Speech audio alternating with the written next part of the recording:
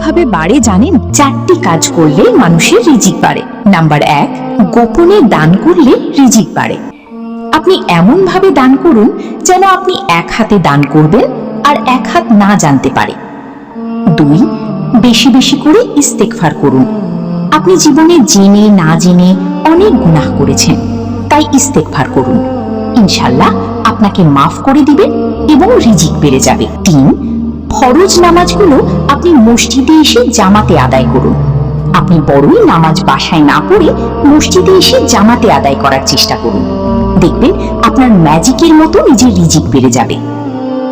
4, মন থেকে মানুষের জন্য ভালো চাইবেন।